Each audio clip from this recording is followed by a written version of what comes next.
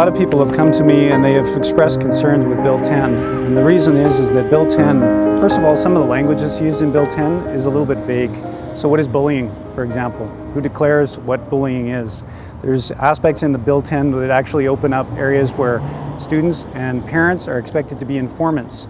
If they do not inform on other people who are supposedly acting in ways that are bullying, then there can be punitive measures brought against them. So the question is some of the questions are, what is bullying in terms of this legislation?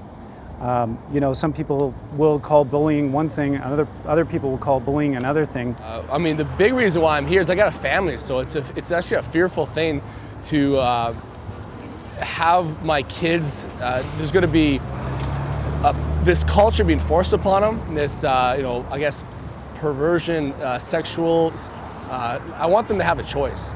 They shouldn't have to have sexual immorality and sexual things pushed on them as a child. They should be able to make their own choice, and it just doesn't seem right to basically manipulate them into making a choice. We've made a choice for them in this nation now, and we're trying to push that on them, and I don't think that's right. I think that it's good to stand for marriage between a man and a woman, and I think it's good to stand for holiness, and that's sexual holiness as well. At the end of the day, what it comes down to is that the Canadian Charter of Rights and Freedoms guarantees certain things. It guarantees that everyone has the following fundamental freedoms: freedom of conscience and religion, freedom of thought, belief, opinion, expression, including freedom of the press and other media of communication, freedom of peaceful assembly, and freedom of association. So for example, a Christian school that has the belief that the Bible is the way that we're to live, the Bible is the way that we're to operate. Christian schools should have the ability, and they were approved by the Alberta government to exist in the first place with their charters in place. And they were approved on the basis that certain codes of conduct would be in place for students, certain ways of operating would be part of the education that the child would be raised in. So when those schools are now being told that they must embrace, must promote these clubs, and I don't think anybody's against clubs in general, but when the government takes the opinion that somebody must have a certain opinion, must hold a certain belief, and must embrace and promote those opinions and those beliefs of others, that's crossing the line. That's infringing on the Charter.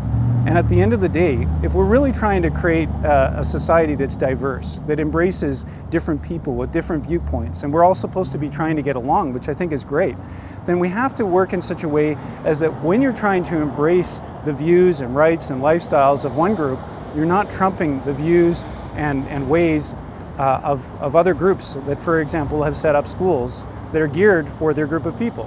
Muslims have their schools, Christians have their schools, there's charter schools, and there's different groups of people that these schools have been set up to cater to.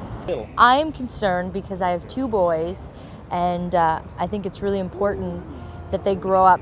It's one thing like us raising them to know the truth, but it's another thing being forced opinions and things about sexuality that they really shouldn't be taught by anyone but us.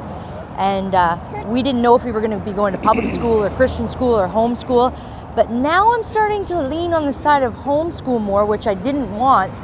I wanted to give them the opportunity to do public school so that they can see the contradiction between light and dark, but it's really raising a lot of questions now of what we're going to do. So I guess with what to say, the question is a little bit, who's the audience?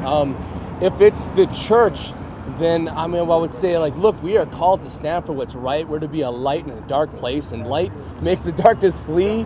Light exposes the darkness, and to have this apathy, indifferent sort of attitude, it can't be biblical. If we love Jesus, then we stand for the things he stands for, and against the things that he stands against.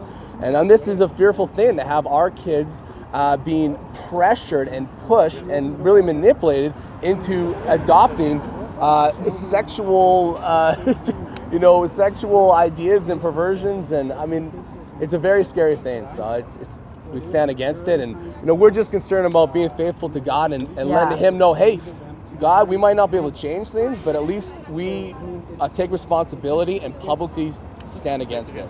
Yeah. If everyone did that, then this nation would be turned in a beautiful direction, and yeah, we'd have healthy homes, healthy families. I think it's crazy too that, like, I know that there's Christians that would be against it, but they are like, they would never want to stand against it, and they almost act like, well, it's not that big a deal. We'll just teach them, and they don't even realize what they're doing, you know. So I wish there would be more people that could take a stand and would take a stand. Christians believe that relationships are based on the Bible and with the sexual orientation that is outlined in the Bible. And other people can have different views, and other people can live different lifestyles, and we can still live peaceably with one another. But at the end of the day, a Christian believes that, a Bible-believing Christian believes that God said, that the Lord said, that a man shall be joined to his wife, the two shall become one, and let what God has brought together, let no man tear apart.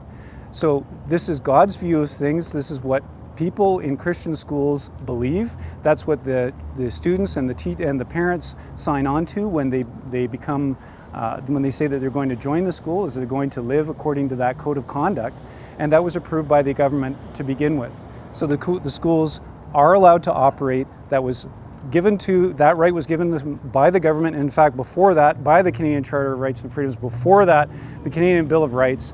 It's something that is a foundational thing to our country, to have freedom of belief, freedom of association, freedom of expression, and freedom to disagree. Like, at the end of the day, I can have a conversation with people who are in full support of GSAs. I can be not in favor of GSAs, or in favor of GSAs, but just not forced GSAs, or any other club for that matter. It doesn't matter. And at the end of the day, we should be able to have that intellectual conversation, to have a debate about it, and still be able to have and hold our individual views. And I shouldn't have to force my view on you. I shouldn't say you must be a Christian, and you shouldn't say I must, or even that you must embrace my view of say marriage, or you must embrace my view of sexuality. No, we can have a discussion, we can openly share those views one to another, and at the end of the day, we should be able to walk away having had a good conversation, even a fiery debate. And at the end of the day, we share our views, but at the end of the day, I respect that you have your views, you respect that I have my views, and I don't try to force mine on yours, on you, and you don't try to force your views on me. Hello, gentlemen. I have a question for you. I've heard that you had some concern about security. Can you tell me what was the whole thing all about? I've heard that you chased people away from a public place. Can you tell me why? We're not chasing people away from public place. We just want them onto the city property. Which property? Which property? We don't talk to any media. Okay, then guys, let's come here. Let's come here. Let's come here. Yes, now can you explain it to me? This is private property, that's public property. Anything like this needs to be on public property. Is this not a Board of Education? This is private property. Who owns the private property? Who owns this property? Sir, who owns this property? You see, again, we are going back into the same problem. Private property versus public property. Who owns this sidewalk? Is some kind of an elite, few people in downtown City Hall, or this actually belongs to the citizens that pay taxes, and citizens actually paid for this sidewalk to be here? To me, it's a public property, accessible for anyone that wishes to stand here. And I'm going to stay here and see what happens. Okay? And I will show you what happens when the police shows up. And we'll see who is right, who is wrong. Maybe somehow Nehed Nenshi bought all of this city, and everything now belongs to Mr. Prentice and Nehed Nenshi. Maybe he owns it all, and he just forgot to tell us about it. Maybe all the taxes that I pay, now he uses for his private agenda. He bought all of the sidewalks in the city of Calgary. Well, let's see.